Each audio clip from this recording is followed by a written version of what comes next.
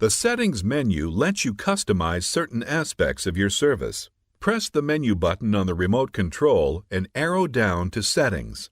Under the Settings menu, you can change your display settings and your guide settings. You can also change your parental ratings. If you have a DVR, you can make changes to how you want to display certain settings as they relate to your recorded programs. Please refer to the Manage Your Recording section of this tutorial for information on recording settings and the Phone menu section for information on phone settings. Edit Favorites was covered in an earlier section, Working with Favorites.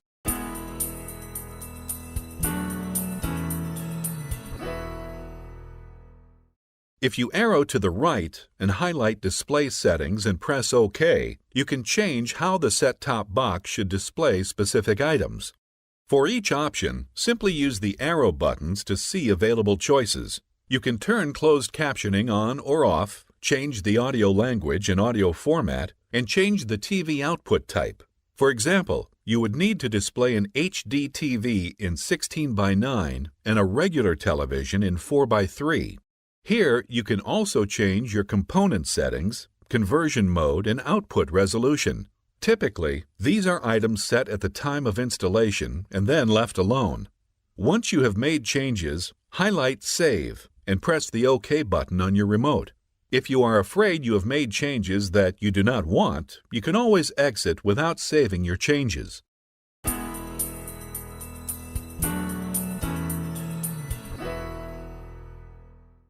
If you arrow to the right and highlight Guide Settings and press OK, you can adjust how guide information displays. The default guide setting determines how you prefer to display the guide when you press the guide button one time.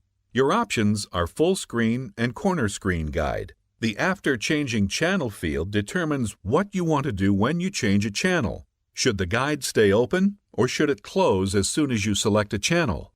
The settings for Remember Channel Filters are Yes or No. If set to Yes, the service will remember when you have selected a favorites list and keep you in that list.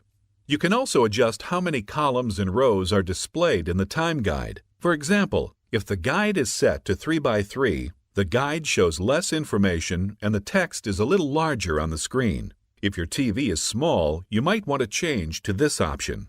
Likewise, you may want to show more information on the screen by setting it to 6 rows and 6 columns, and the guide shows more information per screen with smaller text. It's all a matter of preference. Inactivity timeout refers to how long the service will wait for a key to be pressed before the set-top box times out and closes the menu. Options range from 1 second to 2 minutes to never. If Never is selected, you'll always need to press Exit to clear the screen. You can adjust scrolling behavior so you can scroll through channels in the guide either by channel or page by page. Finally, when you are using the Browse key to scroll through channels, the Browser Bar Inactivity Timeout setting determines how long the browser bar information will display on the screen once you stop scrolling.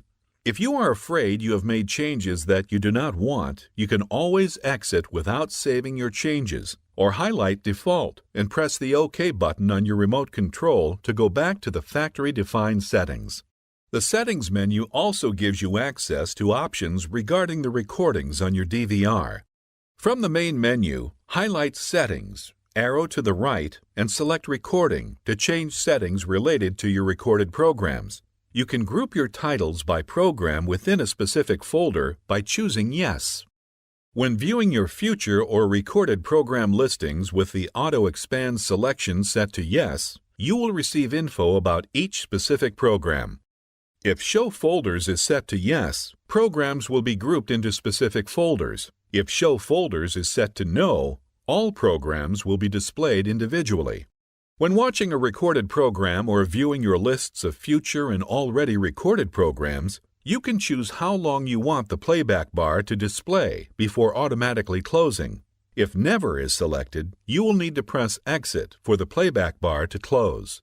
While watching a recorded program, you can choose to have a skip icon that will display when you press the Skip Forward button on the remote, or you can choose to display the playback bar whenever you press the Skip Forward button on the remote.